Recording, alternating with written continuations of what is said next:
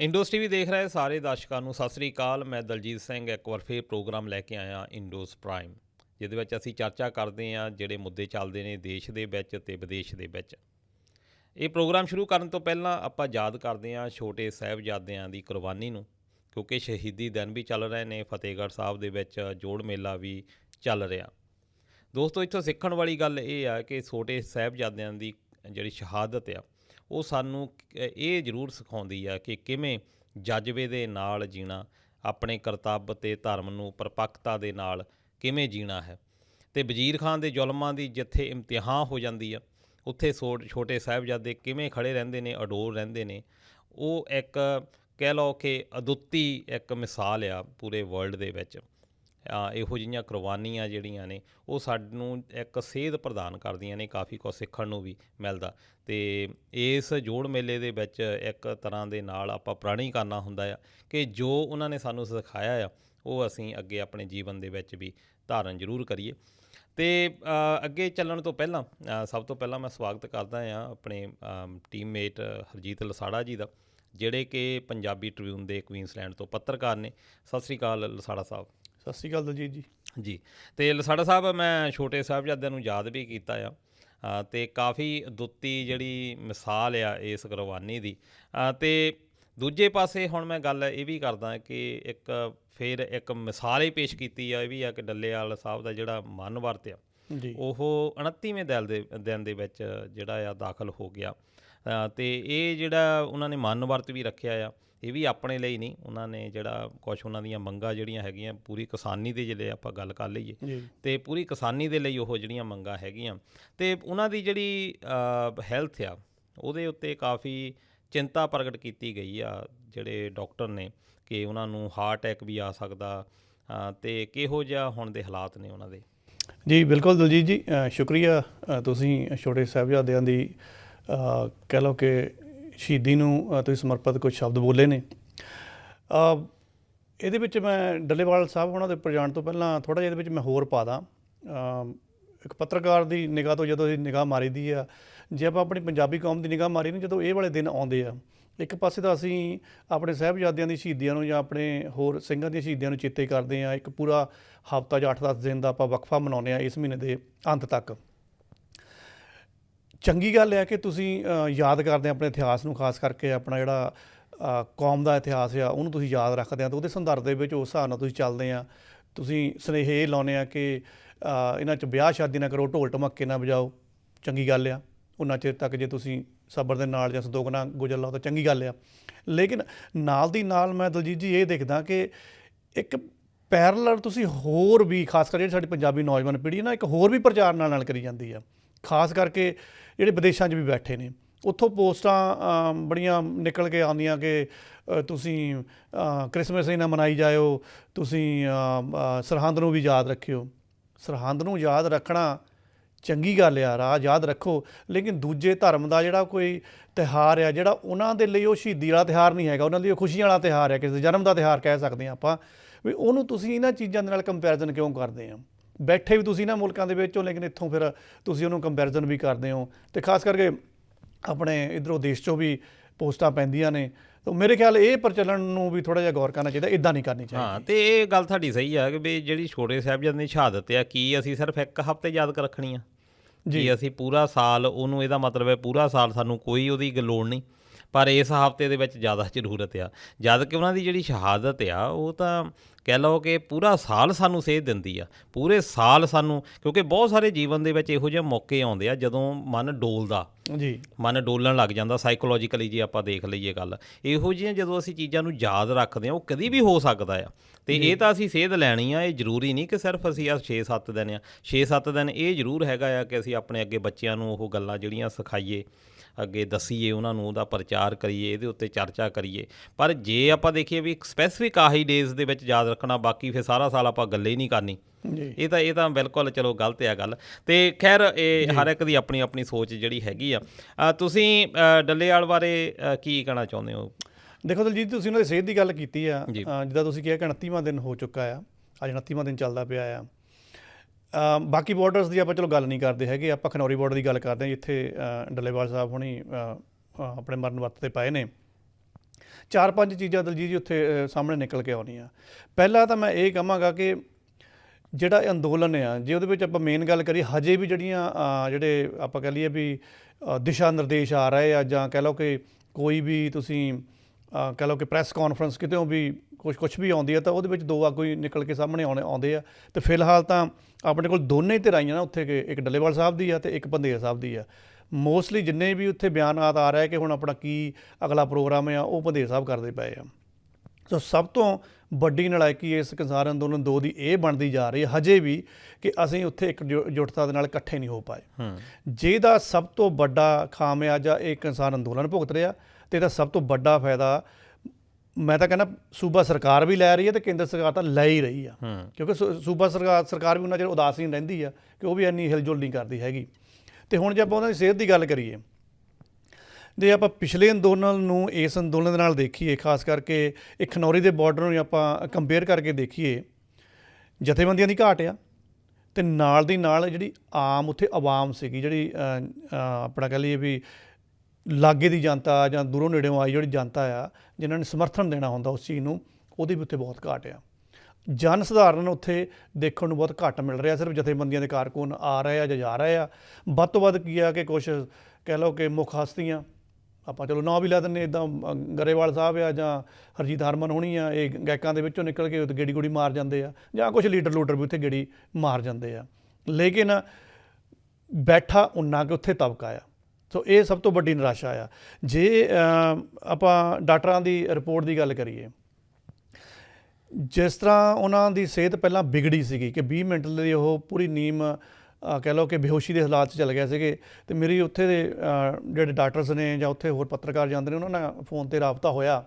ਉਹ ਕਹਿੰਦੇ ਆ ਵੀ ਉਸ ਵੇਲੇ ਤਾਂ ਐਂ ਲੱਗਿਆ ਸੀਗਾ ਵੀ ਇਹ ਖਿਸਕ ਗਈ ਗੱਲ ਹੱਥੋਂ, ਵੀ ਇਹ ਭਾਣਾ ਕੁਛ ਮਾੜਾ ਹੁਣ ਵਰਤ ਚੁੱਕਾ ਹੈ, ਕਿਉਂਕਿ ਉਹ 20 ਮਿੰਟ ਬਹੁਤ ਉਹਨਾਂ ਲਈ ਖਰਾਬ ਸੀਗੇ। ਚਲੋ ਡਾਕਟਰਾਂ ਨੇ ਉਹਨੂੰ ਸੰਭਾਲ ਲਿਆ, ਲੇਕਿਨ ਉੱਥੇ ਜਿਹੜਾ ਸਾਂਭ ਸੰਭਾਲੀਆ ਉਹਨਾਂ ਦਾ ਕੀਤਾ ਜਾ ਰਿਹਾ ਆ, ਉਹ ਇੰਨਾ ਕਹਿ ਲਓ ਕਿ ਨਾ ਖੁਸ਼ੀ ਸ਼ਬਦ ਆਪਾਂ ਵਰਤ ਨਹੀਂ ਸਕਦੇ, ਕਿ ਆਪਾਂ ਕਹਿ ਲਓ ਵੀ ਨਾਕਸ ਪ੍ਰਬੰਧ ਨੇ। ਸਟੇਜ ਲੱਗੀ ਹੋਈ, ਉਹਦੇ ਪਿੱਛੇ ਇੱਕ ਟਰਾਲੀ ਲੱਗੀ ਹੋਈ ਆ, ਟਰਾਲੀ ਦੇ ਵਿੱਚ ਇੱਕ ਛੋਟਾ ਜਿਹਾ ਕਹਿ ਲਓ ਕਿ ਲੱਕੜ ਲੁੱਕੜ ਦਾ ਮੇਰੇ ਖਿਆਲ ਤਰਪੂਲਾ ਪਾ ਕੇ ਕੈਬਨ ਜਿਹਾ ਬਣਾਇਆ, ਉਹਦੇ ਵਿੱਚ ਡੱਲੇਵਾਲ ਸਾਹਿਬ ਪਏ ਆ। ਉੱਥੇ ਨਾ ਉਹਨਾਂ ਦੇ ਕੋਈ ਟੈਂਪਰੇਚਰ ਨੂੰ ਮੇਜਰ ਕਰਨ ਦੇ ਲਈ ਕੁਛ ਹੈਗਾ, ਨਾ ਕੋਈ ਉਹਨਾਂ ਦਾ ਕੋਈ ਹੋਰ ਟਰੀਟਮੈਂਟ ਕਰਨ ਨੂੰ ਹੈਗਾ ਆ। ਅਤੇ ਇਹੋ ਜਿਹੀ ਹਾਲਤ ਦੇ ਵਿੱਚ ਜਿਹੜਾ ਪਰਸਨ, ਇੱਕ ਤਾਂ ਬਜ਼ੁਰਗ ਆ, ਦੂਸਰਾ ਉਹ ਪਹਿਲਾਂ ਹੀ ਕਿਸੇ ਬਹੁਤ ਕਹਿ ਲਓ ਕਿ ਵੱਡੀ ਬਿਮਾਰੀ ਦੇ ਨਾਲ ਪੀੜਤ ਆ, ਅਤੇ ਉੱਪਰੋਂ ਤੁਸੀਂ ਹੁਣ ਇੰਨੇ ਦਿਨ ਉੱਥੇ ਹੋ ਗਏ, ਤਾਂ ਮਤਲਬ ਕੀ ਤੁਸੀਂ ਇਸ ਦੇ ਉੱਪਰ ਹੁਣ ਰਾਜਨੀਤੀ ਕਰਦੇ ਪਏ ਹੋ, ਕਿ ਤੁਸੀਂ ਇੰਤਜ਼ਾਰ ਕਰਦੇ ਪਏ ਹੋ ਕਿ ਉਹ ਜਾਨ ਚਲੀ ਜਾਵੇ। ਸੋ ਮੇਰੇ ਖਿਆਲ ਦੇ ਵਿੱਚ ਤਾਂ ਜੇ ਡਾਕਟਰ ਉੱਥੇ ਹੈਗੇ ਨੇ, ਉਹਨਾਂ ਦਾ ਡਾਇਗਨੋਸ ਕਰਦੇ ਨੇ, ਡਾਕਟਰਾਂ ਨੇ ਤਾਂ ਫਿਲਹਾਲ ਇਹ ਕਿਹਾ ਕਿ ਜਿਹੜੀ ਉਹਨਾਂ ਦੀ ਮੌਜੂਦਾ ਵੇ ਹੁਣ ਚਰਬੀ ਸੀਗੀ, ਕਿਉਂਕਿ ਸਰੀਰ ਨੇ ਪਹਿਲਾਂ ਪ੍ਰੋਟੀਨ ਵਗੈਰਾ ਯੂਜ਼ ਕਰਨੀ, ਉਸ ਤੋਂ ਬਾਅਦ ਤੁਹਾਡੀ ਫਿਰ ਚਰਬੀ ਨੂੰ ਖਾਣਾ ਸ਼ੁਰੂ ਕਰਨਾ। ਉਹ ਕਹਿ ਰਹੇ ਵੀ ਚਰਬੀ ਵੀ ਹੁਣ ਖਤਮ ਹੀ ਆ ਇੱਕ ਤਰੀਕੇ ਦੇ ਨਾਲ। ਇਸ ਟਾਈਮ ਹੈਗੇ ਉਹ ਬੇਹੋਸ਼ੀ ਦੇ ਵਿੱਚ ਹੀ ਆ, ਅਤੇ ਉੱਥੇ ਜਾ ਕੇ ਕੋਈ ਉਹਨਾਂ ਨਾਲ ਗੱਲਬਾਤ ਕਰਦਾ, ਸਿਰਫ ਇੱਕ ਅੱਧਾ ਸ਼ਬਦ ਹੀ ਕਹਿੰਦੇ ਮੂੰਹ 'ਚੋਂ ਕੱਢ ਦਿੰਦੇ, ਜਿੱਤਾਂਗੇ। ਇਹ ਤੋਂ ਇਲਾਵਾ ਉਹਨਾਂ ਦੀ ਸਮਰੱਥਾ ਹੈ ਨਹੀਂ ਕਿ ਮੈਂ ਹੋਰ ਬੋਲ ਸਕਾਂ। ਇਹਦਾ ਮਤਲਬ ਇਹ ਹੋਇਆ ਕਿ ਪਹਿਲੀ ਗੱਲ ਤਾਂ ਉੱਥੇ ਡਾਕਟਰਾਂ ਨੂੰ ਇਹ ਕਹਿਣਾ ਚਾਹੀਦਾ ਵੀ ਦੋਨਾਂ ਕੇਂਦਰ ਅਤੇ ਸੂਬਾ ਸਰਕਾਰ ਨੂੰ ਡਾਕਟਰੀ ਲਹਿਜੇ ਦੇ ਵਿੱਚ ਦਿਸ਼ਾ ਨਿਰਦੇਸ਼ ਦੇਣ ਕਿ ਇਹਨਾਂ ਨੂੰ ਇੱਥੋਂ ਕਿਸੇ ਹਸਪਤਾਲ ਦੇ ਵਿੱਚ ਜਾਂ ਐਮਰਜੈਂਸੀ ਦੇ ਵਿੱਚ ਜਾਂ ਕਿਤੇ ਵੀ ਲਿਜਾਇਆ ਜਾਵੇ। ਹੁਣ ਉੱਥੇ ਦਲਜੀਤ ਦੀ ਸਮੱਸਿਆ ਇਹ ਬਣੀ ਹੋਈ ਆ, ਕਿਸਾਨ ਕਹਿੰਦੇ ਅਸੀਂ ਉਹਨਾਂ ਨੂੰ ਚੱਕਣ ਨਹੀਂ ਦੇਣਾ, ਸਰਕਾਰਾਂ ਕਹਿੰਦੀਆਂ ਵੀ ਜੇ ਤੁਸੀਂ ਚੱਕਣ ਨਹੀਂ ਦੇਣਾ, ਅਸੀਂ ਉੱਥੇ ਕੋਈ ਲੜਾਈ ਝਗੜਾ ਨਹੀਂ ਕਰਨਾ ਚਾਹੁੰਦੇ, ਉਹ ਚੁੱਪ ਕਰਕੇ ਫਿਰ ਅਨਸੈਂਸਿਟਿਵ ਹੋ ਕੇ ਬੈਠੇ ਆ। ਸੋ ਸੂਬਾ ਸਰਕਾਰ ਵੀ ਅਨਸੈਂਸਿਟਿਵ ਆ, ਮੈਂ ਤਾਂ ਕਹਿੰਦਾ ਫਿਰ ਕਿਸਾਨ ਵੀ ਅਨਸੈਂਸਿਟਿਵ ਆ। ਜਦੋਂ ਇਹ ਦੋਨੋਂ ਹੀ ਤਰ੍ਹਾਂ ਅਨਸੈਂਸਿਟਿਵ ਆ ਤਾਂ ਕੇਂਦਰ ਸੈਂਸਿਟਿਵ ਕਿਉਂ ਹੋਵੇ। ਸੋ ਇਹ ਪ੍ਰਸਥਿਤੀ ਜਿਹੜੀ ਬਣੀ ਹੋਈ ਆ, ਮੇਰੇ ਖਿਆਲ ਬਹੁਤ ਖਰਾਬ ਪ੍ਰਸਥਿਤੀ ਆ। ਸਾਨੂੰ ਜਲਦ ਚਾਹੁੰਦਾ ਤਾਂ ਨਹੀਂ ਮੈਂ ਇਹੋ ਜਿਹੇ ਸ਼ਬਦ ਵਰਤਣੇ, ਪਰ ਜਿਸ ਤਰ੍ਹਾਂ ਦਾ ਤੁਸੀਂ ਉੱਥੇ ਹਿਸਾਬ ਕਿਤਾਬ ਲਾਇਆ ਹੋਇਆ, ਤੁਹਾਨੂੰ ਬਹੁਤ ਜਲਦ ਉੱਥੋਂ ਮੰਦਭਾਗੀ ਖਬਰ ਵੀ ਆ ਸਕਦੀ ਆ। ਫਿਰ ਉਸ ਤੋਂ ਬਾਅਦ ਕੀ ਰਣਨੀਤੀ ਆ, ਕੁਛ ਨਹੀਂ ਪਤਾ ਉਹਦੇ ਬਾਰੇ ਜਿਹਨਾਂ ਨੂੰ ਜੀ। ਅਤੇ ਡੱਲੇਵਾਲ ਸਾਹਿਬ ਛੇਤੀ ਤੰਦਰੁਸਤ ਹੋਣ, ਅਸੀਂ ਤਾਂ ਇਹੀ ਉਮੀਦ ਰੱਖ ਸਕਦੇ ਹਾਂ, ਕਿਉਂਕਿ ਜਿਹੜੀਆਂ ਸਰਕਾਰਾਂ ਵੀ ਆ ਸ਼ਾਇਦ ਇਹਦੇ ਪਿੱਛੇ ਕੋਈ ਨਾ ਕੋਈ ਕਾਰਨ ਹੁੰਦਾ ਆ, ਕੋਈ ਵੀ ਜਿਹੜੀ ਅਜੇ ਤੱਕ ਇੰਨੀ ਡਿਲੇ ਕਰ ਰਹੀਆਂ ਆ, ਕਿਉਂਕਿ ਕਾਫੀ ਦਿਨਾਂ ਤੋਂ ਉਹਨਾਂ ਦੀ ਜਿਹੜੀ ਹਾਲਤ ਆ, ਕਾਫੀ ਖਦਸ਼ਾ ਜਿਹੜੀ ਆ। ਜੀ ਡਾਕਟਰਾਂ ਨੇ ਤਾਂ ਜਿਹੜੀ ਹੁਣ ਲੇਟੈਸਟ ਰਿਪੋਰਟ ਕੱਲ੍ਹ ਉਹਨਾਂ ਨੇ ਕੱਢੀ ਆ, ਉਹ ਕਹਿੰਦੇ ਆ ਵੀ ਜਿਸ ਹਾਲਾਤ ਦੇ ਵਿੱਚ ਉਹ ਚਲੇ ਗਏ ਆ, ਇੱਕ ਪੂਰੀ ਨੀਂਦ ਬੇਹੋਸ਼ੀ ਤੋਂ ਬਾਅਦ, ਚਲੋ ਉਹਨਾਂ ਨੂੰ ਬਚਾ ਲਿਆ ਗਿਆ, ਇੱਕ ਤਰੀਕੇ ਨਾਲ ਬਚਾ ਲਿਆ ਗਿਆ, ਕੋਈ ਅਣਸੁਖਾਵੀ ਉੱਥੇ ਉਹ ਚੀਜ਼ ਸਾਡੇ ਸਾਹਮਣੇ ਉਸ ਵੇਲੇ ਨਹੀਂ ਆਈ। ਹੁਣ ਉਹ ਇਹ ਵੀ ਕਹਿੰਦੇ ਆ ਕਿ ਜੇ ਤੁਸੀਂ ਇਹਨਾਂ ਨੂੰ ਕਹਿੰਦੇ ਵੀ ਰਿਕਵਰੀ ਮੋਡ 'ਤੇ ਰੱਖ ਵੀ ਲਈਏ ਤਾਂ ਬਹੁਤ ਜ਼ਿਆਦਾ ਸਮਾਂ ਲੱਗਣਾ ਇਹਨਾਂ ਰਿਕਵਰੀ ਦੇ ਲਈ, ਔਰ ਹੋ ਸਕਦਾ ਕਿ ਉਹ ਰਿਕਵਰੀ ਉਹ ਪਰਫੈਕਟ ਰਿਕਵਰੀ ਨਾ ਹੋਵੇ, ਉਹਦੇ ਅੰਤਰਗਤ ਵੀ ਕੁਛ ਨਾ ਕੁਛ ਹੋ ਸਕਦਾ। ਜੀ ਬਿਲਕੁਲ। ਪਰ ਸਰਕਾਰਾਂ ਨੂੰ ਇਹ ਵੀ ਜ਼ਰੂਰ ਚਾਹੀਦਾ ਘੱਟੋ ਘੱਟ ਆਪਣੇ ਕੋਈ ਨੁਮਾਇੰਦੇ ਉੱਥੇ ਭੇਜਣ, ਕੋਈ ਗੱਲਬਾਤ ਜਿਹੜੀ ਆ ਕੋਈ ਹੋਵੇ, ਹੈ ਨਾ। ਜੀ ਇਹੀ ਡੈਮੋਕ੍ਰੇਸੀ ਆ ਕਿ ਲੋਕਾਂ ਦੀ ਜਿਹੜੀ ਆਵਾਜ਼ ਆ ਉਹਨੂੰ ਸੁਣਿਆ ਜਾਵੇ, ਹਰ ਇੱਕ ਨੂੰ ਅਧਿਕਾਰ ਆ ਪ੍ਰੋਟੈਸਟ ਕਰਨ ਦਾ। ਅਤੇ ਇਸ ਆਸ ਦੇ ਨਾਲ ਕਿ ਕਿਸੇ ਨਾ ਕਿਸੇ ਤਰੀਕੇ ਦੇ ਨਾਲ ਜਿਹੜਾ ਕੋਈ ਸਮਝੌਤਾ ਰੂਪੀ ਜਿਹੜਾ ਅੱਗੇ ਆਵੇ। ਅਤੇ ਦੂਜੇ ਪਾਸੇ ਆਪਾਂ ਚੱਲਦੇ ਹਾਂ ਲੋਕਲ ਗੌਰਮੈਂਟ, ਲੋਕਲ ਬਾਡੀਜ਼ ਦੀਆਂ ਹੋਈਆਂ ਆ ਚੋਣਾਂ, ਤੇ ਜਿਹਦੇ ਵਿੱਚ ਨਗਰ ਨਿਗਮ ਦੇ ਵਿੱਚ ਅੰਮ੍ਰਿਤਸਰ ਤਾਂ ਸਿੱਧਾ ਹੀ ਜਿੱਤ ਲਿਆ ਆ ਕਾਂਗਰਸ ਨੇ, ਅਤੇ ਪਟਿਆਲਾ ਜਿੱਤ ਲਿਆ ਆਮ ਆਦਮੀ ਪਾਰਟੀ ਨੇ। ਜਦ ਕਿ ਜਲੰਧਰ ਦੀ ਜੇ ਗੱਲ ਕਰ ਲਈ, ਲੁਧਿਆਣਾ 'ਚ ਇੱਥੇ ਲਟਕਮਾ ਜਿਹਾ ਕੰਮ ਜਿਹੜਾ ਚਲੇ ਗਿਆ। ਪਰ ਫਿਰ ਵੀ ਜੇ ਆਪਾਂ ਓਵਰਆਲ ਸਾਰੀਆਂ ਰੱਖੀਏ ਸਥਾਨਕ ਚੋਣਾਂ ਦੇ ਬਾਰੇ, ਉਹਦੇ ਵਿੱਚ 55% ਦੇ ਕਰੀਬ, ਜਾਣੀ ਅੱਧੀਆਂ ਨਾਲੋਂ ਜ਼ਿਆਦਾ ਤਾਂ ਵੈਸੇ ਆਮ ਆਦਮੀ ਪਾਰਟੀ ਨੇ ਜਿੱਤੀਆਂ। ਜੀ ਦਲਜੀਤ ਜੀ, ਜੇ ਆਪਾਂ ਅੰਕੜਿਆਂ ਦੀ ਗੱਲ ਕਰੀਏ, ਆਮ ਆਦਮੀ ਪਾਰਟੀ 158 ਤੱਕ ਲੈ ਗਈ ਹੈ ਜੀ, ਠੀਕ ਹੈ ਜੀ। ਕਾਂਗਰਸ ਚਲੋ ਉਹਨਾਂ ਦੇ ਸਿਖਰ ਤੇ ਤਾਂ ਨਹੀਂ ਜਾ ਸਕੀ, ਲੇਕਿਨ ਕਾਂਗਰਸ ਨੇ ਮੁਕਾਬਲਾ ਦਿੱਤਾ ਪੂਰਾ ਦਿੱਤਾ। ਅਗਰ ਕਾਂਗਰਸ ਕਿਤੇ ਉਹ ਮਰੀ ਆ ਤਾਂ ਉਹਨਾਂ ਦਾ ਕਹਿੰਦੇ ਹੁੰਦੇ ਨਾ ਵੀ ਇਹਨਾਂ ਦੇ ਹਰ ਚਿਹਰਾ ਆਪਣੇ ਆਪ 'ਚ ਪ੍ਰਧਾਨ ਬਣਿਆ ਫਿਰਦਾ ਆ, ਉੱਥੇ ਮਰਵਾਇਆ। ਕੈਪਟਨ ਅਮਰਿੰਦਰ ਸਿੰਘ ਕਾਂਗਰਸ ਨੂੰ ਛੱਡ ਕੇ ਜਿਹੜਾ BJP 'ਚ ਗਿਆ, ਉਹਨੇ ਵੀ ਉਹ ਬੜਾ ਗੜ੍ਹ ਇਹਨਾਂ ਤੋਂ ਖਵਾ ਲਿਆ, ਨਹੀਂ ਤਾਂ ਇਹ ਗੜ੍ਹ ਦੇ ਵਿੱਚ ਉਹ ਕੁਛ ਨਾ ਕੁਛ ਕਰ ਸਕਦੇ ਸੀਗੇ ਜੀ। BJP ਅਗਰ BJP ਵਾਲੇ ਫਗਵਾੜਾ ਨਾ ਹਾਰਦੇ ਤਾਂ ਇਹਨਾਂ ਨੇ ਆਪਣਾ ਕੰਮ ਖਿੱਚ ਜਾਣਾ ਸੀਗਾ। ਸੋ BJP ਚਲੋ ਕੋਈ ਆਪਾਂ ਇਹ ਨਹੀਂ ਕਹਿੰਦੇ ਵੀ ਕਿਸੇ ਉਹ ਸਥਾਨ 'ਤੇ ਕੋਈ ਢੰਗ ਨਾਲ ਆਈ ਆ, ਪਰ ਆਪਾਂ ਇਹਨਾਂ ਨੂੰ ਮਾੜੀ ਕਾਰਜਕਾਰੀ ਦੇ ਵਿੱਚ ਨਹੀਂ ਲੈ ਕੇ ਜਾ ਸਕਦੇ। ਇੱਕ ਫਗਵਾੜਾ ਇਹਨਾਂ ਨੂੰ ਮਾਰ ਗਿਆ, ਅਦਰਵਾਈਜ਼ ਇਹਨਾਂ ਨੇ ਬਹੁਤ ਵੱਡਾ ਉੱਥੇ ਡੈਂਟ ਪਾ ਦੇਣਾ ਸੀਗਾ। ਅਤੇ ਹੁਣ ਆਪਾਂ ਥੋੜ੍ਹਾ ਜਿਹਾ ਇੱਦਾਂ ਦੀ ਗੱਲ ਕਰਦੇ ਹਾਂ ਵੀ ਫਿਰ ਅਖੀਰ 'ਚ ਨਿਕਲਿਆ ਕੀ ਆ। ਪਹਿਲੀ ਗੱਲ ਤਾਂ ਇਹ ਹੈ ਕਿ ਜਿੱਤ ਕਿਸੇ ਢੰਗ ਨਾਲ ਕਹਿ ਦਿਓ ਕਿ ਚਲੋ ਆਮ ਆਦਮੀ ਪਾਰਟੀ ਉੱਪਰਲੇ ਸਤਰ 'ਤੇ ਚੱਲ ਗਈ ਆ, ਵੀ ਚਲੋ ਆਮ ਆਦਮੀ ਪਾਰਟੀ ਨੇ ਰਣ ਜਿੱਤ ਲਿਆ ਆ, ਪਰ ਪੂਰੀ ਤਰ੍ਹਾਂ ਇਹਨਾਂ ਦੀ ਹਵਾ ਨਿਕਲੀ ਆ। ਆਪਾਂ ਇਹਨਾਂ ਨੂੰ ਇਹ ਨਹੀਂ ਕਹਿ ਸਕਦੇ ਕਿ ਇਹਨਾਂ ਨੇ ਆਪਣਾ ਦਾ ਬੈਸਟ ਕੀਤਾ ਆ। ਦਾ ਬੈਸਟ ਅਮਨ ਅਰੋੜਾ ਹੋਣਾ ਦਾ ਬਿਆਨ ਤਾਂ ਇਹੀ ਆਇਆ ਨਾ, ਉਹ ਕਹਿੰਦੇ ਵੀ ਸ਼ਹਿਰੀ ਜੇ ਖੇਤਰਾਂ ਦੀ ਗੱਲ ਕਰੀਏ ਤੇ ਆਮ ਆਦਮੀ ਪਾਰਟੀ ਜਿਹੜੀ ਆ ਨੰਬਰ 1 ਬਣ ਗਈ ਆ, ਪਰ ਕੇਸ ਲਹਿਜੇ ਦੇ ਨਾਲ ਉਹਨਾਂ ਨੇ ਕਹੀ ਆ, ਇਹ ਪਤਾ ਨਹੀਂ ਲੱਗਾ।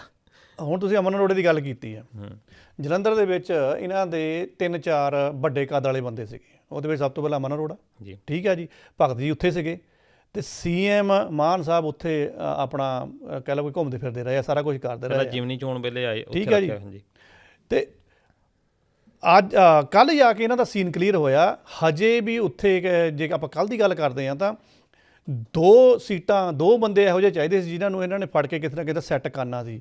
ਖੈਰ ਇਹਨਾਂ ਜਲੰਧਰ ਸੈੱਟ ਕਰ ਲਿਆ ਆ, ਲੇਕਿਨ ਕਿੰਨੇ ਕਿ ਇਹਨਾਂ ਨੇ ਪਾਪੜ ਵੇਲੇ ਆ ਇਹ ਸਾਨੂੰ ਵੀ ਪਤਾ ਆ, ਅਤੇ ਇਹ ਕਹਿ ਲਓ ਕਿ ਸੁਰਖੀਆਂ ਦੇ ਵਿੱਚ ਵੀ ਸਾਰਿਆਂ ਨੂੰ ਪਤਾ ਆ। ਸੋ ਜੇ ਇਹ ਕਹਿੰਦੇ ਆ ਕਿ ਨਹੀਂ ਜੀ ਸਾਡਾ ਤਾਂ ਕੱਦ ਬਹੁਤ ਵੱਡਾ ਹੋ ਗਿਆ, ਉੱਥੇ ਅਸੀਂ ਸਾਰਾ ਖੇਮਾ ਕਰ ਲਿਆ, ਜਲੰਧਰ ਇਹਨਾਂ ਨੇ ਲਕੀਰਾਂ ਕੱਢ ਕੇ ਹੀ ਲਿਆਇਆ, ਕੋਈ ਐਡੀ ਵੱਡੀ ਇਹਨਾਂ ਦੀ ਕਾਮਯਾਬੀ ਹੈ ਨਹੀਂ ਗੀ। ਕਾਮਯਾਬੀ ਦਲਜੀਤ ਜੀ ਇਸ ਕਰਕੇ ਵੀ ਹੈ ਨਹੀਂ ਗੀ, ਇਹਦੇ ਵਿੱਚ ਖਬਰਾਂ ਦੇ ਵਿੱਚ ਵੈਸੇ ਘੱਟ ਆਇਆ, ਪਰ ਗੌਰ ਕਰਨ ਵਾਲੀ ਗੱਲ ਆ। ਜੋੜ ਤੋੜ ਦੀ ਨੀਤੀ ਹਜੇ ਵੀ ਚੱਲ ਰਹੀ ਆ, ਠੀਕ ਹੈ ਜੀ। ਅੰਮ੍ਰਿਤਸਰ ਦੇ ਵਿੱਚ ਵੀ ਚੱਲ ਰਹੀ ਆ, ਫਗਵਾੜਾ ਵਿੱਚ ਚੱਲ ਰਹੀ ਆ। ਤੁਸੀਂ ਪਟਿਆਲਾ ਦਾ ਲਿਆ, ਪਟਿਆਲੇ ਨੂੰ ਮੈਂ ਥੋੜ੍ਹੇ ਜਿਹੇ ਤੋਂ ਬਾਹਰ ਰੱਖਦਾ ਕਿਉਂਕਿ ਪਟਿਆਲੇ ਦੇ ਵਿੱਚ ਤਾਂ ਹੋਰੇ ਕੇਸ ਬੜੇ ਚੱਲਦੇ ਰਹੇ ਆ, ਉੱਥੇ ਤਾਂ ਹਾਈ ਕੋਰਟ ਨੂੰ ਦਖਲ ਕਰਨੀ ਪੈ ਗਈ ਆ, ਆਪਾਂ ਉਹਦੇ ਉੱਪਰ ਵੀ ਆਉਂਦੇ ਹਾਂ। ਇਹਨਾਂ ਜਿਹੜੀਆਂ ਸਥਾਨਕ ਚੋਣਾਂ ਸੀਗੀਆਂ, ਇਹਦੇ ਵਿੱਚ 2 ਦਰਜਨ ਤੋਂ ਜ਼ਿਆਦਾ ਜਿਹੜੇ ਆਜ਼ਾਦ ਉਮੀਦਵਾਰ ਸੀਗੇ ਉਹ ਬਾਜੀ ਮਾਰ ਗਏ ਆ। ਜੇ ਆਜ਼ਾਦ ਉਮੀਦਵਾਰਾਂ ਨੂੰ ਲੋਕਾਂ ਨੇ ਕਹਿਤਾ ਵੀ ਚੁਣ ਲਿਆ ਹੈ, ਤਾਂ ਇਹ ਫਿਰ ਤੁਸੀਂ ਕਿੱਦਾਂ ਕਹੀ ਜਾਂਦੇ ਆ ਕਿ ਅਸੀਂ ਤਾਂ ਜੀ ਉੱਥੇ ਸਾਰਾ ਰਣਾ ਹੀ ਜਿੱਤ ਲਿਆ ਆ। ਸੋ ਇਹ ਹਵਾਈ ਗੱਲਾਂ ਨੇ। ਨਹੀਂ, ਵੈਸੇ ਵੀ ਇਹ ਜਿਹੜੀਆਂ ਸਥਾਨਕ ਚੋਣਾਂ ਆ ਜਾਂ ਪੰਚਾਇਤੀ ਚੋਣਾਂ ਆ, ਉਹ ਲੋਕ ਵੀ ਦੇਖਦੇ ਆ ਵੀ ਅਸੀਂ ਜਿਹੜੀਆਂ ਗਰਾਂਟਾਂ ਆ ਉਹ ਤਾਂ ਲੈਣੀਆਂ ਅਸੀਂ ਸਰਕਾਰ ਦੇ ਕੋਲੋਂ ਜੀ, ਤੇ ਜੇ ਅਸੀਂ ਓਪੋਜੀਸ਼ਨ ਵਾਲਾ ਕੋਈ ਚੁਣ ਵੀ ਲਿਆ ਸਾਨੂੰ ਤਾਂ ਉਹਦਾ ਕੋਈ ਫਾਇਦਾ ਹੋਣਾ ਨਹੀਂ। ਇਹ ਲੋਕਾਂ ਦੀ ਮੈਂਟੈਲਿਟੀ ਹੁੰਦੀ ਆ ਜੀ। ਹਮੇਸ਼ਾ ਇਹ ਅਸੀਂ ਵੀ ਦੇਖਿਆ ਆ, ਜਾਂ ਇਤਿਹਾਸ ਵੀ ਤੁਸੀਂ ਨਜ਼ਰ ਜਿਹੜੀ ਆ ਮਾਰ ਲਓ ਕਿ ਜਦੋਂ ਚੋਣਾਂ ਹੁੰਦੀਆਂ ਆ ਉਹ ਤੋਂ ਪਹਿਲਾਂ ਜਾਂ ਇਹੀ ਹੁੰਦਾ ਆ ਕਿ ਜਿਹੜੀ ਸੱਤਾ ਧਿਰ ਹੁੰਦੀ ਆ, ਕਿਉਂਕਿ ਮਸ਼ੀਨਰੀ ਵੀ ਉਹ ਯੂਜ਼ ਕਰਦੀ ਆ, ਉਹੀ ਕਰਵਾਉਂਦੀ ਆ, ਅਤੇ ਸੱਤਾ ਧਿਰ ਜਿੱਤਦੀ ਹੁੰਦੀ ਆ ਲਗਭਗ, ਚਾਹੇ ਉਹ 4 ਹੀ ਨਗਰ ਨਿਗਮ, ਹੁਣ ਤਾਂ ਚਲੋ ਫਗਵਾੜਾ ਵੀ ਹੋ ਗਿਆ, ਪਹਿਲਾਂ ਜਿੱਤਦੇ ਰਹੇ ਆ ਉਹੀ, ਚਾਹੇ ਅਕਾਲੀਆਂ ਸਰਕਾਰ ਆ ਉਹ ਜਿੱਤ ਜਾਂਦੇ ਹੁੰਦੇ ਸੀ, ਕਾਂਗਰਸ ਵੇਲੇ ਉਹ ਕੱਢ ਜਾਂਦੇ ਸੀ ਕਿਤੇ ਕਿਤੇ ਥੋੜ੍ਹਾ ਬਹੁਤਾ ਅੱਪਵਾਦ ਨੂੰ ਆਪਾਂ ਛੱਡ ਕੇ ਜੀ। ਪਰ ਜੇ ਹੁਣ ਦੇ ਆਪਾਂ ਇਲਾਕੇ ਦੇ, ਇਹਦਾ ਮਤਲਬ ਇਹ ਆ ਵੀ ਆਮ ਆਦਮੀ ਪਾਰਟੀ ਸੋਚਣਾ ਤਾਂ ਪੈਣਾ ਆ। ਇੱਕ ਬਰਨਾਲੇ ਵਾਲੀ ਸੀਟ ਜਿਹੜਾ ਕਿ ਇਹਨਾਂ ਦਾ ਬੇਸ ਕਹਿ ਸਕਦੇ ਹਾਂ ਆਪਾਂ, ਬੇਸ ਉਹਦੀ ਜਿਮਨੀ ਚੋਣ ਹਾਰ ਜਾਣਾ ਜਦੋਂ ਤੁਸੀਂ ਸੱਤਾ ਦੇ ਵਿੱਚ ਹੁੰਦੇ ਅਤੇ ਫਿਰ ਉਸ ਤੋਂ ਬਾਅਦ ਦੇ ਵਿੱਚ ਇਹ ਇੰਨਾ ਵਧੀਆ ਕਹਿ ਲਓ ਕਿ ਰਿਸਪੌਂਸ ਨਹੀਂ ਆਪਾਂ ਇਸੇ ਕਰਕੇ ਸਟਾਰਟਿੰਗ ਦੇ ਵਿੱਚ ਇਹ ਗਿਆ ਦਲਜੀਤ ਜੀ ਕਿ ਇਹ ਇਹਨਾਂ ਦਾ ਦਾ ਬੈਸਟ ਨਹੀਂ ਹੈਗਾ ਜੀ। ਕਿਤੇ ਇਹੀ ਚੋਣਾਂ ਕਿਤੇ ਦੁਬਾਰਾ ਵੈਸੇ ਹੀ ਕਹਿ ਲਈਏ ਵੀ ਚਲੋ ਵੀ ਦੁਬਾਰਾ ਕਰਾ ਕੇ ਦੇਖ ਲਓ, ਹੋ ਸਕਦਾ ਕਿ ਇਹ ਦਾ ਬੈਸਟ ਤੋਂ ਇਹ ਥੱਲੇ ਚਲੇ ਜਾਣ। ਕਿਉਂਕਿ ਇਹਦੇ ਵਿੱਚ ਪੂਰਾ ਉਹਨਾਂ ਨੇ ਜ਼ੋਰ ਲਗਾ ਲਿਆ। ਹੁਣ ਜਿਹੜੇ 5 ਨਿਗਮ ਮੈਂ ਆਪਣੇ ਕੋਲ ਪਟਿਆਲਾ, ਜਲੰਧਰ, ਲੁਧਿਆਣਾ, ਫਗਵਾੜਾ ਅਤੇ ਅੰਮ੍ਰਿਤਸਰ ਆ। ਪਟਿਆਲੇ ਨੂੰ ਦਲਜੀਤ ਮੈਂ ਬਾਹਰ ਰੱਖਦਾ। ਪਟਿਆਲੇ ਦੇ ਵਿੱਚ ਤਾਂ ਯਾਨੀ ਕਿ ਜੇ ਆਪਾਂ ਚੇਤਨ ਸਿੰਘ ਜੋੜਾ ਮਾਜਰਾ ਦੀ ਗੱਲ ਕਰੀਏ, ਉਹਨਾਂ ਦੇ ਉੱਪਰ ਤਾਂ ਸ਼ਰੇਆਮ ਉੱਥੇ ਪੱਤਰਕਾਰਾਂ ਨੇ ਦੋਸ਼ ਲਾ ਦਿੱਤੇ ਆ, ਕਿਸੇ ਵੱਡੇ ਚੈਨਲ ਪਰ ਨਾਂ ਨਹੀਂ ਲੈਂਦੇ ਹੈਗੇ, ਕਿ ਸਾਨੂੰ ਧਮਕਾਇਆ, ਸਾਨੂੰ ਕੁੱਟਿਆ, ਸਾਡੇ ਕੈਮਰੇ ਖੋਏ, ਮੋਬਾਈਲ ਖੋਏ, ਅਤੇ ਸਾਡੇ ਤਾਂ ਜਿਹੜੇ ਕੈਮਰਾਮੈਨ ਸੀਗੇ ਉਹ ਹੌਸਪੀਟਲ ਦੇ ਵਿੱਚ ਆਪਣਾ ਇਲਾਜ ਕਰਾਉਂਦੇ ਪਏ ਆ। ਜੇ ਇਹਨਾਂ ਗੱਲਾਂ ਦੇ ਵਿੱਚ ਦਮ ਨਾ ਹੁੰਦਾ ਤਾਂ ਹਾਈ ਕੋਰਟ ਦਖਲ ਨਾ ਕਰਦੀ। ਹਾਈ ਕੋਰਟ ਨੇ ਨੋਟਿਸ ਲਿਆ, ਹਾਈ ਕੋਰਟ ਨੇ ਕੰਟੈਂਟਸ ਦੇਖੇ, ਉਸ ਤੋਂ ਬਾਅਦ ਫਿਰ ਕੁਛ ਕਹਿ ਲਓ ਕਿ ਉੱਥੇ ਕੈਂਸਲੇਸ਼ਨ ਵੀ ਹੋਈਆਂ ਕਿ ਆਪਾਂ ਇਹਨਾਂ ਨੂੰ ਬਾਅਦ ਦੇ ਵਿੱਚ ਆਪਾਂ ਇੱਥੇ ਚੋਣਾਂ ਕਰਵਾਉਂਦੇ ਹਾਂ। ਇਹਦਾ ਮਤਲਬ ਇਹ ਹੋਇਆ ਵੀ ਜਿਹੜਾ ਪਟਿਆਲਾ ਦੇ ਵਿੱਚ ਇਹਨਾਂ ਦਾ ਕੋਈ ਕਹਿ ਲਈਏ ਹਿਸਾਬ ਕਿਤਾਬ ਆ, ਉਹ ਨਾ ਮਾਤਰ ਆਪਾਂ ਕਹਿ ਸਕਦੇ ਹਾਂ, ਕਿਉਂਕਿ ਚੰਗੀ ਕਾਰਜਕਾਰੀ ਨਹੀਂ, ਕਿਉਂਕਿ ਇੰਨਾ ਉੱਥੇ ਖਲਾਰਾ ਪੈ ਗਿਆ। ਅਤੇ ਜੇ ਤੁਸੀਂ ਉੱਥੇ ਬੀਜੇਪੀ ਦੀ ਕਾਰਜਕਾਰੀ ਦੇਖੋ, ਅਗਲੇ 4 ਕਾਉਂਸਲਰ ਉੱਥੇ ਬਣਾ ਗਏ ਆ, ਅਤੇ ਫਿਰ ਆਪਾਂ ਇਹਨਾਂ ਦੀ ਗੱਲ ਨੂੰ ਅਮਨ ਹੋਣਾ ਦੀ ਨੂੰ ਕਿਵੇਂ ਲੈ ਲਈਏ ਜੀ, ਸਾਡੀ ਤਾਂ ਕਾਰਜਕਾਰੀ ਬਹੁਤ ਵਧੀਆ ਆ। ਅਤੇ ਕਾਂਗਰਸ ਨੂੰ ਉੱਥੇ ਨੁਕਸਾਨ ਹੋਇਆ, ਇਹ 'ਚ ਕੋਈ ਸ਼ੱਕ ਨਹੀਂ, ਉਹ ਮੈਂ ਪਹਿਲਾਂ ਹੀ ਬਿਆਨ ਕੀਤਾ ਕਿ ਕਿਉਂਕਿ ਵੱਡੇ ਸਾਹਿਬ ਹੁਣੀ ਚਲੇ ਗਏ ਉੱਧਰ, ਤੇ ਉਹਨਾਂ ਦੀ ਪੈਟ ਵੋਟ ਬਹੁਤ ਹੈਗੀ ਉਹਨਾਂ ਦੀ। ਅਤੇ ਅੱਗੇ ਰਾਹੁਲ ਗਾਂਧੀ ਵੱਲ ਨੂੰ ਵੀ ਚੱਲਦੇ ਆ। ਰਾਹੁਲ ਗਾਂਧੀ ਸੁਣਨ ਦੇ ਵਿੱਚ ਇਹੀ ਆਇਆ ਖਬਰਾਂ ਦੇ ਵਿੱਚ ਵੀ ਕੇਸ ਇੱਦਾਂ ਦਾ ਪਾਤਾ ਬਈ 7 ਸਾਲ ਜਾਂ ਉਮਰ ਕੈਦ ਤੱਕ ਵੀ ਉਹਨਾਂ ਨੂੰ ਸਜ਼ਾ ਜਿਹੜੀ ਆ ਹੋ ਸਕਦੀ ਆ। ਇਹ ਵੀ ਇੱਕ ਤਰ੍ਹਾਂ ਨਾਲ ਉਹੀ ਪ੍ਰੋਪੋਗੰਡਾ ਤਾਂ ਨਹੀਂ ਵੀ ਕੱਲ੍ਹ ਨੂੰ ਇਹ MP ਬਣਦਾ ਅਤੇ ਅਸੀਂ ਕਿਸੇ ਨਾ ਕਿਸੇ ਤਰੀਕੇ ਦੇ ਇਹਨੂੰ ਸਾਈਡ ਲਾਈਨ ਦੇ ਉੱਤੇ ਲਾਈਏ, ਕਿਉਂਕਿ ਪਹਿਲਾਂ ਪਿਛਲੀ ਵਾਰ ਵੀ ਆਪਾਂ ਦੇਖਿਆ ਕਿ ਲੋਕ ਸਭਾ ਦੀ ਜਿਹੜੀ ਮੈਂਬਰਸ਼ਿਪ ਆ ਰੱਦ ਹੋ ਗਈ ਸੀ ਜੀ। ਹਾਂ, ਅਤੇ ਉੱਚ ਅਦਾਲਤ ਵਿੱਚ ਜਾਣਾ ਪਿਆ ਇਹਨਾਂ ਨੂੰ। ਅਤੇ ਇਹ ਹੋ ਸਕਦਾ ਕਿ ਆਮ ਜਿਹੜੀ ਭਾਜਪਾ ਆ ਡਰਨ ਲੱਗ ਗਈ ਆ ਰਾਹੁਲ ਗਾਂਧੀ ਤੋਂ। ਦੇਖੋ, ਜੇ ਆਪਾਂ ਪਾਰਲੀਮੈਂਟ ਦੀ ਗੱਲ ਕਰੀਏ ਤਾਂ ਇਸ ਵੇਲੇ ਜਿਹੜੀ ਓਪੋਜੀਸ਼ਨ ਬਣੀ ਹੈ ਦਲਜੀਤ ਜੀ, ਸਭ ਤੋਂ ਤਕੜੀ ਓਪੋਜੀਸ਼ਨ ਹੈ, ਮੰਨਣਾ ਪਊਗਾ ਜੀ। ਉਹ ਵੱਖਰੀ ਗੱਲ ਹੈ ਕਿ ਚਲੋ ਉਹ ਇੰਡੀਆ ਗਠਬੰਧਨ ਦੇ ਵਿੱਚ ਨੇ ਉਹ, ਲੇਕਿਨ ਬਹੁਤ ਤਕੜੀ ਓਪੋਜੀਸ਼ਨ ਆ। ਜਦੋਂ ਵੀ ਉੱਥੇ ਕੋਈ ਬਿੱਲ ਵਗੈਰਾ ਲੈ ਕੇ ਆਉਂਦੇ ਆ ਜਾਂ ਕੁਛ ਵੀ ਹੁੰਦਾ ਆ, ਆਪਾਂ 2-4 ਦਿਨ ਪਹਿਲਾਂ ਵੀ ਦੇਖਿਆ ਆ, ਉੱਥੇ ਉਹਨਾਂ ਦਾ ਵਿਰੋਧ ਤਕੜਾ ਜਤਾਇਆ ਜਾਂਦਾ ਆ। ਸੋ ਉਹਨਾਂ ਦਾ ਨੇਤਾ ਫਿਲਹਾਲ ਫਿਰ ਹੁਣ ਰਾਹੁਲ ਹੀ ਮੂਹਰੇ ਨਿਕਲ ਕੇ ਆਉਂਦਾ, ਅਤੇ ਇਹਦਾ ਮਤਲਬ ਨਾਲ ਦੇ ਉੱਪਰ ਕੋਈ ਨਾ ਕੋਈ ਤਾਂ ਉਹ ਫਿਰ ਇਹੋ ਜਿਹਾ ਫਲੂਆ ਛੱਡਣਗੇ ਵੀ ਇਹਨੂੰ ਥੋੜ੍ਹਾ ਫੇਰ ਦੁਬਾਰਾ ਰਗੜਿਆ ਜਾਵੇ। ਇਹ ਜਿਹੜਾ ਤੁਸੀਂ ਗੱਲ ਕਹੀ ਆ ਵੀ ਉਹਨਾਂ ਨੂੰ ਉਮਰ ਕੈਦ ਹੋ ਸਕਦੀ ਆ, ਉਹ ਸੁਣਨ ਨੂੰ ਬੜੀ ਹਾਸੋਹੀਣੀ ਲੱਗਦੀ ਹੈ, ਪਰ ਇੱਦਾਂ ਭਾਈ ਹੋ ਵੀ ਸਕਦਾ ਹੈ। ਇੱਥੇ ਰਾਜਨੀਤੀ ਬੜੀ ਪੇਚੀਦਾ ਚੱਲਦੀ ਪਈ ਆ, ਕਿਉਂਕਿ ਜੇ ਉਹਨਾਂ ਨੂੰ ਕਾਫੀ ਮਹੀਨਿਆਂ ਲਈ ਬਰਖਾਸਤ ਕੀਤਾ ਜਾ ਸਕਦਾ ਆ, ਅਤੇ ਇਹ ਕੰਮ ਵੀ ਹੋ ਸਕਦੇ ਆ। ਉਹ ਵੈਸੇ ਵੀ ਜੇ ਆਪਾਂ ਗੱਲ ਕਰੀਏ, ਤੁਸੀਂ ਕੋਈ 57 ਕਿਤੇ ਪਿੰਡ ਪੁੰਡ 'ਚ ਕਿਸੇ ਦੇ ਪੈ ਜਾਵੇ ਤਾਂ ਮੇਰੇ ਖਿਆਲ SDM ਦੇ ਬੂਹੇ ਦੇ ਮੂਹਰੇ 3-4 ਸਾਲ ਤੱਕ ਵੀ ਕਈ ਵਾਰ ਉਹ ਹਾਜ਼ਰੀਆਂ ਤੁਹਾਡੀਆਂ ਕਢਵਾਉਂਦੇ ਆ। ਸਵੇਰ ਨੂੰ ਬਿਠਾ ਲੈਂਦੇ ਆ, ਸ਼ਾਮ ਨੂੰ ਤੁਹਾਨੂੰ ਬਾਜ਼ ਪੈਂਦੀ ਆ ਅਤੇ ਕਹਿੰਦੇ ਅੱਜ ਜਾਓ, ਘਰ ਨੂੰ ਫਿਰ ਸੱਦਾਂਗੇ। ਯਾਨੀ 751 ਤਾਂ ਇਹੀ ਕਿਹਾ ਵੀ ਬੰਦੇ ਨੂੰ ਸਜ਼ਾ ਵੀ ਕੋਈ ਨਹੀਂ, ਖੱਜਲ ਖੁਆਰ ਕਰਨਾ। ਹਾਂ, ਯਾਨੀ 751 ਦੇ ਵਿੱਚ ਇੰਨੀ ਖੱਜਲ ਖੁਆਰੀ ਹੈ ਕਿ ਉੱਥੇ ਤੁਸੀਂ ਦਫ਼ਤਰ ਦੇ ਗੇੜੇ ਕੱਢ ਮਾਰ ਜਾਂਦੇ ਹੋ। ਰਾਹੁਲ ਦੇ ਉੱਪਰ ਉਹਨਾਂ ਨੇ ਕੀ ਪਾਇਆ ਦੇਖੋ, ਇਹਨਾਂ ਦੇ BJP ਦੇ 2 MP, ਇੱਕ ਸਰੰਗੀ ਸਾਹਿਬ ਹੋਣੀ ਅਤੇ ਦੂਜੇ ਸੀਗੇ ਸਾਡੇ ਕੋਲ ਰਾਜਪੂਤ ਸਾਹਿਬ ਹੋਣੀ।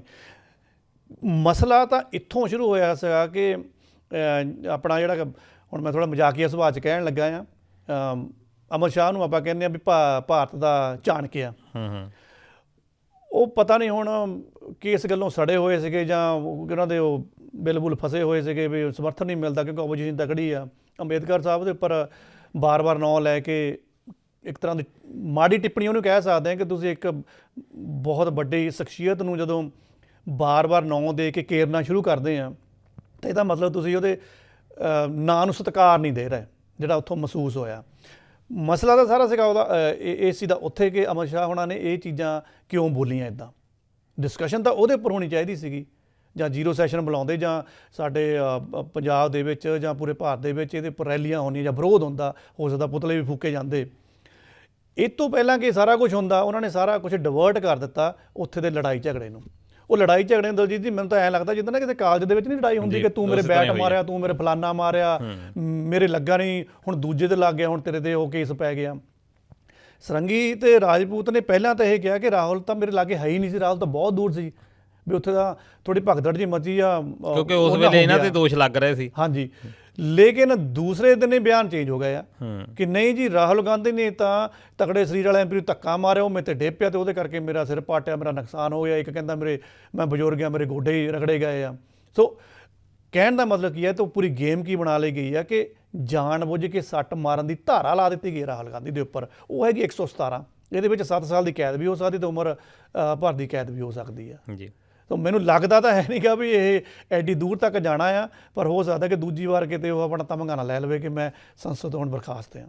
ਪਰ ਫਿਰ ਆਉਂਦੇ ਬੜੀ ਸ਼ਾਨ ਦੇ ਨਾਲ ਹੁੰਦੇ ਆ ਜਦੋਂ ਬਾਅਦ ਦੇ ਵਿੱਚ ਬਹਾਲ ਹੋ ਕੇ ਆਉਂਦੇ ਹੁਣ ਵੀ ਸ਼ਾਨ ਦੇ ਨਾਲ ਆ, ਕਿਉਂਕਿ ਅਸੀਂ ਜੋ ਅਪਸ਼ਬਦ ਜੇ ਮੈਂ ਤਾਂ ਅਪਸ਼ਬਦ ਹੀ ਕਹਾਂਗਾ ਨਾ, ਇੱਕ ਮਾਨ ਬੰਦੇ ਦੇ ਲਈ ਤੁਸੀਂ ਇਸ ਤਰ੍ਹਾਂ ਦਾ ਜਾਣਬੁੱਝ ਕੇ ਬੋਲਦੇ ਹੋ। ਨਹੀਂ, ਅਸਲ ਵਿੱਚ ਉਹ ਜੋ ਲੱਗਾ ਅਮਿਤ ਸ਼ਾਹ ਸ਼ਾਇਦ ਫਰਸਟ੍ਰੇਟਡ ਇੰਨਾ ਜ਼ਿਆਦਾ ਹੋ ਗਿਆ ਸੀ ਵੀ ਜਿਸ ਤਰੀਕੇ ਦੇ ਨਾਲ ਤੁਸੀਂ ਇਹ ਦੇਖੋ ਵੀ ਇਹ ਵੀ ਗੱਲ ਸੋਚਣ ਵਾਲੀ ਆ ਬਈ 1950 ਦੇ ਵਿੱਚ ਸੰਵਿਧਾਨ ਜਿਹੜਾ ਆ ਲਾਗੂ ਹੁੰਦਾ ਅਤੇ ਫਿਰ ਉਹ ਚਲੇ ਜਾਂਦੇ ਆ ਅੰਬੇਡਕਰ ਸਾਹਿਬ ਇਸ ਦੁਨੀਆ ਤੋਂ 1957 ਦੇ ਵਿੱਚ, ਅਤੇ ਉਸ ਤੋਂ ਬਾਅਦ ਭਾਰਤ ਰਤਨ ਬਹੁਤ ਲੋਕਾਂ ਨੂੰ ਦਿੱਤਾ ਗਿਆ ਜਿਹਨਾਂ ਦੀ ਕਾਰਗੁਜ਼ਾਰੀ ਸ਼ਾਇਦ ਜੇ ਆਪਾਂ ਕੰਪੈਰੀਜ਼ਨ ਵੀ ਨਹੀਂ ਕਰ ਸਕਦੇ ਬਾਬਾ ਸਾਹਿਬ ਦੇ ਕੰਮ ਦੇ ਨਾਲ। ਜੀ ਪਰ BSP ਆਉਂਦੀ ਆ 1984 ਵਿੱਚ ਹੋਣ 'ਚ, ਅਤੇ ਜਦੋਂ ਤਾਕਤ ਮਿਲਦੀ ਆ ਕਾਂਸ਼ੀ ਰਾਮ ਜੀ ਉਹਨਾਂ ਦੀ ਅਗਵਾਈ ਦੇ ਵਿੱਚ ਜੀ, ਉਸ ਵੇਲੇ 1990 ਦੇ ਵਿੱਚ ਜਾ ਕੇ ਉਹਨਾਂ ਦੇ ਕਹਿਣ ਦੇ ਉੱਤੇ ਇਹ ਭਾਰਤ ਰਤਨ ਅਵਾਰਡ ਜਿਹੜਾ ਆ ਕਾਂਗਰਸ ਦਿੰਦੀ ਆ, ਪਹਿਲਾਂ ਕਦੀ ਨਾਂ ਵੀ ਨਹੀਂ ਲਿਆ ਸੀ।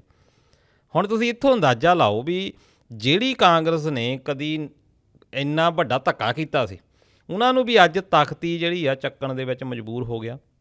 ਅਤੇ ਨੋ ਡਾਊਟ ਕਿ ਕਾਂਗਰਸ ਨੇ ਵੀ ਕੋਈ ਬਹੁਤਾ ਜ਼ਿਆਦਾ ਜੇ ਕਹਿ ਲਈਏ ਸਤਿਕਾਰ ਇੰਨਾ ਦਿੱਤਾ ਨਹੀਂ, ਪਰ ਹੁਣ ਉਹੀ ਕਾਂਗਰਸ ਜਿਹੜੀ ਆ ਉਹਦੇ ਉੱਤੇ ਗੱਲ ਕਰਦੀ ਹੈ, ਕਿਉਂਕਿ ਭਾਜਪਾ ਦਾ ਤਾਂ ਆਪਾਂ ਨੂੰ ਪਤਾ ਹੀ ਆ ਜੀ, ਭਾਜਪਾ ਤਾਂ ਸ਼ੁਰੂ ਤੋਂ ਹੀ ਜਿਹੜਾ ਆ, ਕਿਉਂਕਿ ਉਹਨਾਂ ਦਾ ਤਾਂ ਇਹ ਆ ਕਿ ਕਹਿ ਲਓ ਕਿ ਅੰਬੇਡਕਰ ਇਜ਼ਮ ਜਿਹੜਾ ਆ ਉਹ ਉਹਨਾਂ ਦਾ ਕਾਂਟਾ ਹੈ ਇੱਕ ਤਰੀਕੇ ਦੇ ਨਾਲ, ਜੋ ਕੁਛ ਕਰਨਾ ਚਾਹੁੰਦੇ ਨਾਲੇ ਆ। ਦਲਜੀਤ ਦੇ ਵਿੱਚ ਜਦੋਂ ਤੁਸੀਂ ਕਹਿੰਦੇ ਫਰਸਟ੍ਰੇਸ਼ਨ ਹੈਗੀ, ਤਾਂ ਫਰਸਟ੍ਰੇਸ਼ਨ ਸੀਗੀ ਜੀ ਕਿ ਉਹ ਇੱਕ ਲੜੀਵਾਰ ਉਹਦਾ ਨਾਂ ਬੋਲਿਆ ਗਿਆ ਜੀ, ਜਿਹੜਾ ਕਹਿ ਲਓ ਵੀ ਚੰਗੇ ਸੈਂਸ ਦੇ ਵਿੱਚ ਨਹੀਂ ਜਾਂਦਾ। ਮਸਲਾ ਤਾਂ ਇਹ ਨਾ ਵੀ ਜਿਹੜਾ ਤੁਸੀਂ ਬਿੱਲ ਲੈ ਕੇ ਆਏ ਹੋ ਕਿ ਵਨ ਨੇਸ਼ਨ ਕਰਨਾ ਤੇ ਇੱਕੋ ਹੀ ਸਮੇਂ ਚੋਣਾਂ ਕਰਾਉਣੀਆਂ, ਉਹ ਸਿਰਫ ਉੱਥੇ ਬਿੱਲ ਲਿਆ ਕੇ ਜਾਂ ਆਪਣੀ ਬਹੁਮਤ ਦਿਖਾ ਕੇ ਥੋੜਾ ਹੋ ਜਾਣਾ। ਸੰਵਿਧਾਨ ਦੇ ਵਿੱਚ ਚੇਂਜ ਕਰਨੀ ਬਣੀ ਆ, ਸੰਵਿਧਾਨ ਕਿਹਨਾਂ ਨੇ ਲਿਖਿਆ ਹੋਇਆ? ਅੰਬੇਦਕਰ ਸਾਹਿਬ ਨੇ ਜੀ। ਉੱਥੇ ਫਰਸਟ੍ਰੇਸ਼ਨ ਆਉਂਦੀ ਆ ਕਿ ਇਹਨੂੰ ਹੁਣ ਚੇਂਜ ਕਰਾਈਏ ਤਾਂ ਕਰਾਈਏ ਕਿੱਦਾਂ। ਬਿਲਕੁਲ, ਪਰ ਬਾਬਾ ਸਾਹਿਬ ਨੇ ਤਾਂ ਇੱਦਾਂ ਕਿਹਾ ਹੀ ਨਹੀਂ ਵੀ ਤੁਸੀਂ ਚੇਂਜ, ਉਹਨਾਂ ਨੇ ਤਾਂ ਇੱਕ ਪ੍ਰੋਵੀਜ਼ਨ ਦਿੱਤੀ ਆ ਇਹ।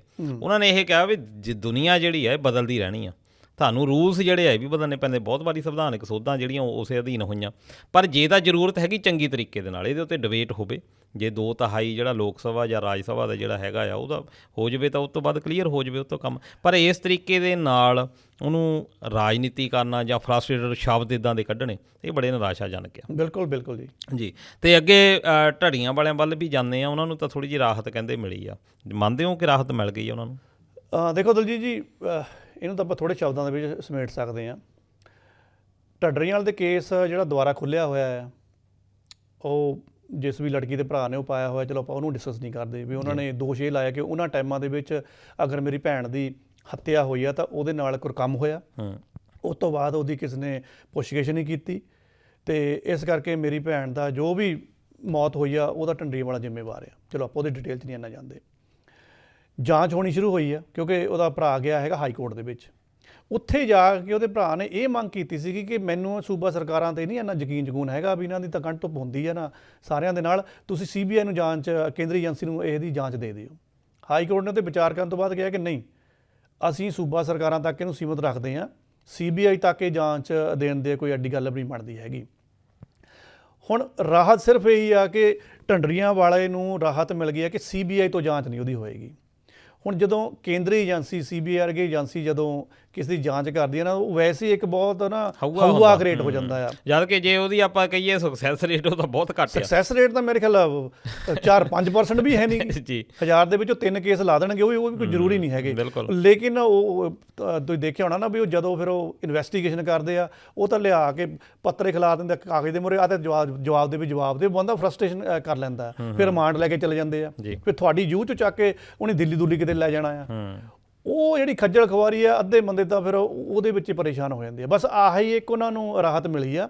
ਅਦਰਵਾਈਜ਼ ਮੈਂ ਨਹੀਂ ਕਹਿੰਦਾ ਕਿ ਉਹ ਇਹ ਤੋਂ ਕੋਈ ਬਰੀ ਹੋ ਗਿਆ ਜਾਂ ਉਹਨਾਂ ਨੂੰ ਕੋਈ ਬਹੁਤ ਵੱਡੀ ਰਾਹਤ ਮਿਲੀ ਆ। ਹਾਈ ਕੋਰਟ ਦੇ ਆਦੇਸ਼ ਦੇ ਥੱਲੇ ਸਾਰੀ ਨਿਗਰਾਨੀ ਚੱਲਣੀ ਆ। ਜੇ ਸੂਬਾ ਸਰਕਾਰ ਚੰਗੀ ਪੈਰਵੀ ਨਹੀਂ ਕਰਦੀ, ਹਾਈ ਕੋਰਟ ਨੇ ਉਹਨਾਂ ਨੂੰ ਖਿੱਚ ਦੇਣਾ ਆ। ਸੋ ਐਡੀ ਵੱਡੀ ਮੈਂ ਰਾਹਤ ਨਹੀਂ ਇਹਨੂੰ ਮੰਨਦਾ ਹੈਗਾ।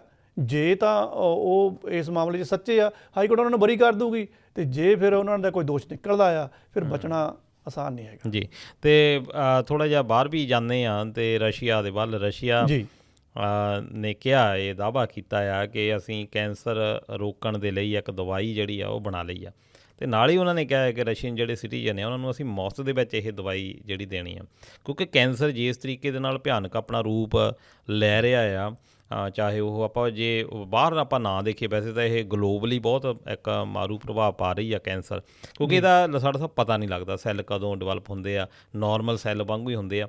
ਕਈ ਵਾਰੀ ਪਤਾ ਉਦੋਂ ਲੱਗਦਾ ਆ ਜਦੋਂ ਟੂ ਲੇਟ ਜਿਹੜਾ ਹੋ ਜਾਂਦਾ।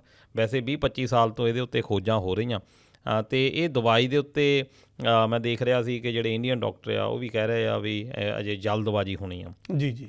ਅਤੇ ਤੁਸੀਂ ਇਹਨੂੰ ਕਿਸ ਤਰੀਕੇ ਦੇ ਨਾਲ ਇਸ ਦਾਅਵੇ ਨੂੰ ਲੈਂਦੇ ਹੋ, ਕਿਉਂਕਿ ਜਦੋਂ ਕਰੋਨਾ ਵੀ ਆਇਆ ਸੀ ਉਸ ਵੇਲੇ ਵੀ ਰਸ਼ੀਆ ਨੇ ਦਾਅਵਾ ਕੀਤਾ ਸੀ ਕਿ ਅਸੀਂ ਜਿਹੜੀ ਦਵਾਈ ਆ ਉਹ ਬਣਾ ਲਈ ਆ, ਪਰ ਉਹਦਾ ਵੀ ਕੋਈ ਐਡਾ ਪ੍ਰਭਾਵ ਦੇਣ ਵਿੱਚ ਨਾਕਾਮਯਾਬ ਰਹੇ ਆ। ਹੁਣ ਇਹ ਕੈਂਸਰ ਦੀ ਬਣਾਈ ਆ, ਵੈਸੇ ਤਾਂ ਸਵਾਗਤ ਕਰਨਾ ਬਣਦਾ ਆ ਵੀ ਚਲੋ ਇੱਕ ਨਵੀਂ ਚੀਜ਼ ਹੋਈ ਆ, ਇਹ ਮਨੁੱਖਤਾ ਦੀ ਭਲਾਈ ਲਈ ਉਹਨਾਂ ਨੇ ਖੋਜ ਕੀਤੀ ਆ। ਅਤੇ ਕੀ ਲੱਗਦਾ ਹੈ ਤੁਹਾਨੂੰ?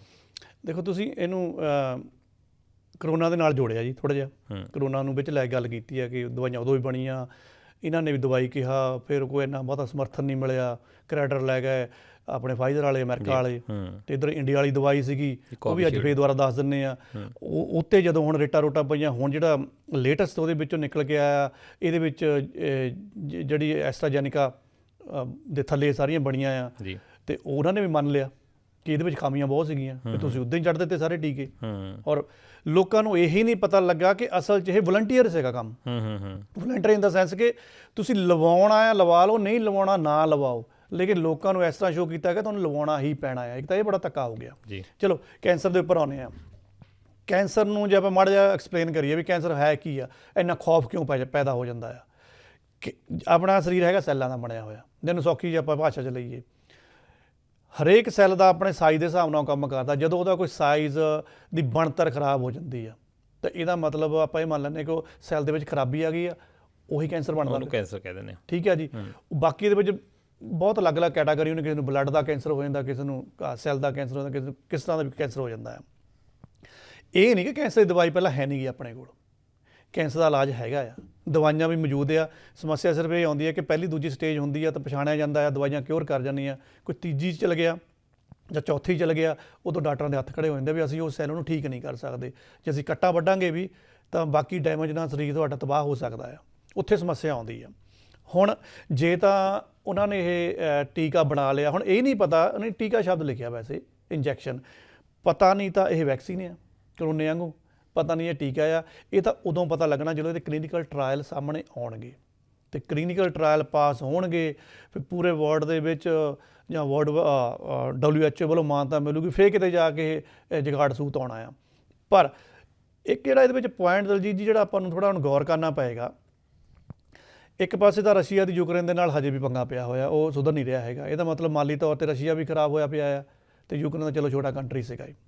ਦੂਸਰੇ ਪਾਸੇ ਇਸ ਲੜਾਈ ਦੇ ਚਲਦੇ ਅਮਰੀਕਾ ਨੇ ਰਸ਼ੀਆ 'ਤੇ ਸੈਂਕਸ਼ਨਸ ਬਹੁਤ ਲਾਏ ਹੋਏ ਆ, ਸਾਰੇ ਪਾਸੇ ਉਹਨੂੰ ਬੰਨ੍ਹਿਆ ਪਿਆ ਆ। ਸੈਂਕਸ਼ਨ ਸ਼ਬਦ ਕਹਿਣਾ ਬੜਾ ਸੌਖਾ ਹੈ, ਪਰ ਜਿਹੜੇ ਦੇਸ਼ ਦੇ ਉੱਪਰ ਲੱਗੇ ਹੁੰਦੇ ਨੇ ਉਹਨੂੰ ਪਤਾ ਹੁੰਦਾ ਕਿ ਉਹਦੇ ਹੱਥ ਕਿੱਦਾਂ ਬੰਨ੍ਹੇ ਪਏ ਆ। ਰਸ਼ੀਆ ਅਗਰ ਐਡਜਸਟ ਮਾੜਾ ਮੋਟਾ ਕਰ ਰਿਹਾ ਨਾ, ਆਪਣੀ ਗੈਸ ਵੇਚ ਕੇ ਅਤੇ ਕੱਚਾ ਤੇਲ ਵੇਚ ਕੇ, ਕਿਉਂਕਿ ਉਹਨੂੰ ਪਤਾ ਕਿ ਯੂਰਪ ਦੀ ਮਜਬੂਰੀ ਹੈ ਲੈਣਾ ਹੀ ਆ, ਅਤੇ ਇੱਧਰ ਸਾਨੂੰ ਵੀ ਏਸ਼ੀਆ ਵਾਲਿਆਂ ਨੂੰ ਵੇਚੀ ਜਾਂਦਾ ਆ, ਉਹਨਾਂ ਇਹ ਚੱਲੀ ਜਾਂਦਾ ਆ। ਪਰ ਕਿੰਨਾ ਕੁ ਚਿਰ ਤੱਕ ਚੱਲ ਲੂਗਾ? ਹੁਣ ਮੈਂ ਅਸਲੀ ਪੁਆਇੰਟ 'ਤੇ ਆਉਣਾ। ਪੰਜਾਬ ਦੀ ਗੱਲ ਕਰ ਲੈਂਦੇ ਆਪਾਂ, ਵੱਡੇ ਲੀਡਰਾਂ ਦੀ ਗੱਲ ਕਰ ਲਓ ਜਾਂ ਫਿਲਮੀ ਹਸਤੀਆਂ ਦੀ ਗੱਲ ਕਰ ਲਓ, ਜਦੋਂ ਇਹਨਾਂ ਨੂੰ ਲੱਗਦਾ ਕਿ ਸਾਨੂੰ ਕੈਂਸਰ ਦੀ ਕੋਈ ਪੁਸ਼ਟੀ ਹੋ ਗਈ ਆ, ਚਲੋ ਅਮਰੀਕਾ। ਸਾਡੇ ਫਿਰ ਉੱਥੇ ਕੋਈ ਇਲਾਜ ਨਹੀਂ ਕਰਾਉਂਦਾ ਹੈ, ਕਿਉਂਕਿ PGI ਜਾਂ ਕਿਤੇ ਵੱਡੇ ਫੂਡੀਜ਼ ਵਗੈਰਾ 'ਚ ਨਹੀਂ ਜਾਂਦੇ ਹੈਗੇ, ਅਮਰੀਕਾ ਜਾਂਦੇ ਨੇ ਇਲਾਜ ਕਰਾਉਣ। ਅਮਰੀਕਾ ਕਿਉਂ ਜਾਂਦੇ ਨੇ?